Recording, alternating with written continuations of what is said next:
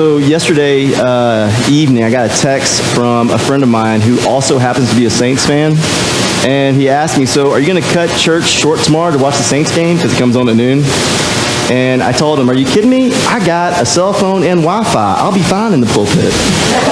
And so tonight, for you Cowboys fans, I realize the Cowboys play at 3 o'clock. I give you that same advice. We have Wi-Fi and you have cell phones. You better make it to church. So speaking of sports, I have a question for you. In all seriousness, I love trivia. So does anybody know what the oldest sport is? Wrestling or running? Good guess. Anyone else? It's in the Bible. That's your hint. Baseball. That's right. Would you like to tell us, John, why baseball is the oldest sport? That's right. It's right there in Genesis. In the beginning. But wait, there's actually an argument. Some say that tennis might be a little bit older, or at least as old, because it says that Joseph served in Pharaoh's courts. Just wait on it. It keeps getting better, too. In the beginning. That's how John begins his gospel today. In the beginning. In the beginning was the Word. The Word was with God, and the Word was God. In the beginning of all things was the Word. Now, the Greek for that word is logos, and it has lots of different meanings, and it can mean lots of different things. And people have spent volumes upon volumes of books trying to explain the variety of things that John might be talking about when John says, in the beginning was the logos, or the Word. But we're not going to worry about that. I'm just going to assume that John is talking about Jesus. Jesus the Christ. In the beginning was the Word. In the beginning was Jesus. When God blew over the waters of creation, when the Spirit, the Ruach, y'all remember that word? When the Ruach of God blew over the waters of creation, when God took clay and molded it into the shape of a man and blew the Ruach, the breath of life, into that clay and brought it to life, the Word was there at the beginning as well. And if Jesus was the Word, then Jesus was there at the beginning as well. From as far back as we can imagine, Jesus was there. That tells me that Jesus cared about us before we even knew about Jesus. That tells me that from a time beyond which we cannot imagine, Jesus was right there, actively involved in our lives, caring about what was going to happen to us. Now, who knows why John calls Jesus the Word here? Maybe John says Jesus is the Word because the Word didn't become Jesus until Jesus was born and his mother Mary named him Jesus. For whatever reason, though, in the beginning was the Word, and the Word was God, and the Word was with God, and that Word is God, our God, Jesus, who is even older than baseball. In the beginning was the Word. And the Word became flesh and dwelt among us. John goes on to say that this Word became flesh and dwelt among us. The Word became incarnate. That means the Word became a human being. Now, oddly enough, our belief that God became human and dwelt among us is not that unique compared to all the religions in all the world and all times and all places. I mean, lots of people and religions have believed that their gods have become human. The Greeks, the Romans, the Egyptians, the Norse, that just names a few. I'm sure there are many, many others. But if we are talking about in today terms, the major religions, if we assume, are Christianity, Islam, and Judaism, our God becoming a human being is pretty unique.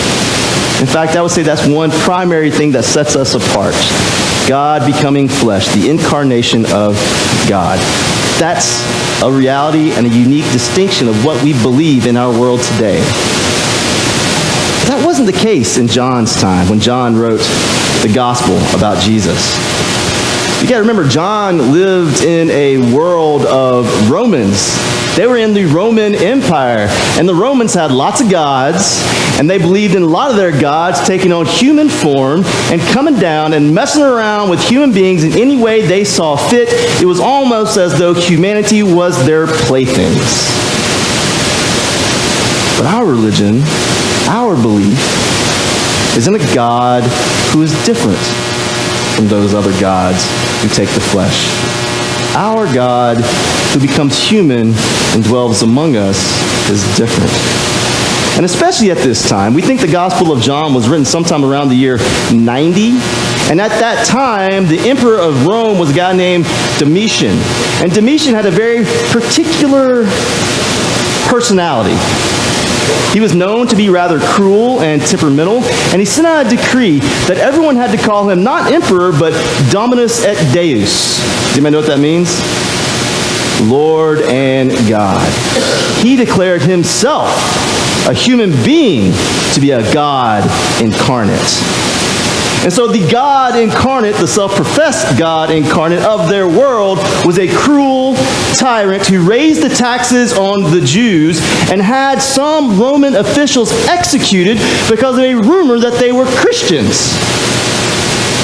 That was the reality in John's day of gods who became human.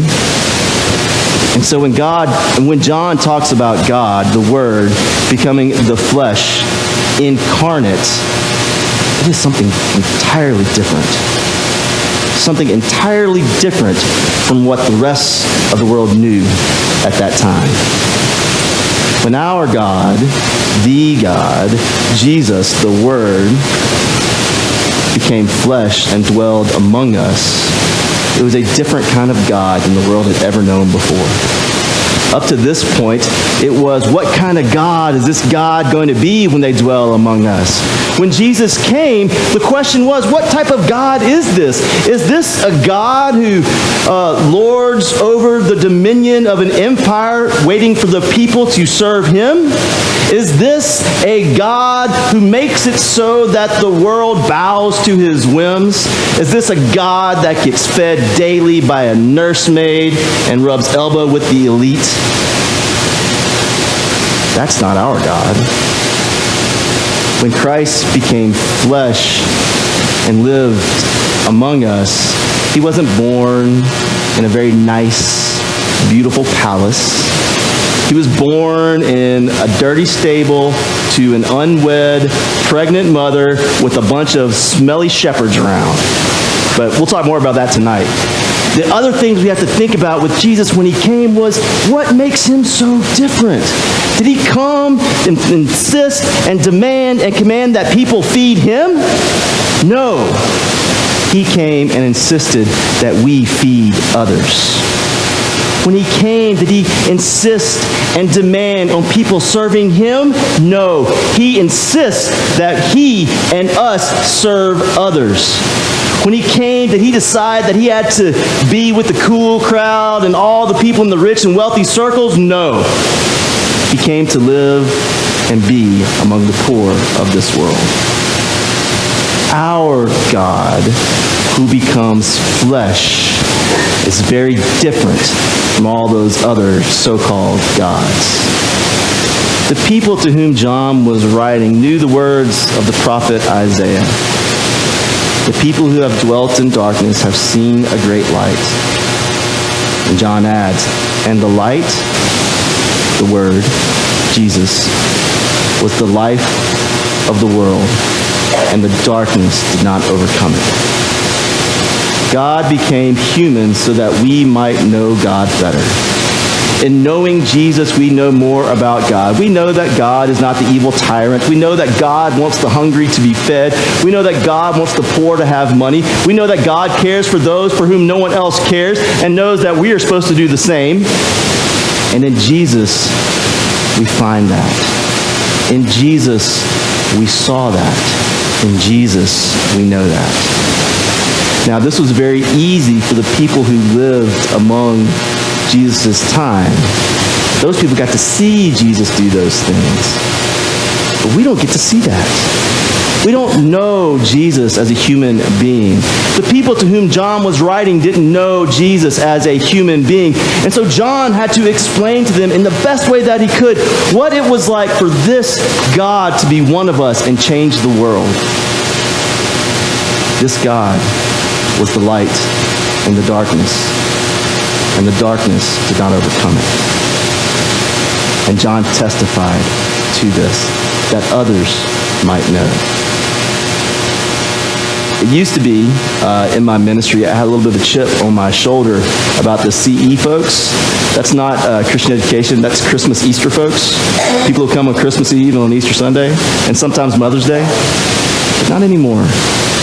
Now I'm just happy that folks are here. Because that says to me that these are people who know our God is different. These are people who know that our God is the light of the world. And these are people who, like John and like the rest of us tonight, will light these candles and we will proclaim and testify to the world that our God is different. Our God is the light in the darkness, and the darkness will not overcome it. Our God came into this world, changed this world, changes our lives, and will change the world again and again and again. Amen.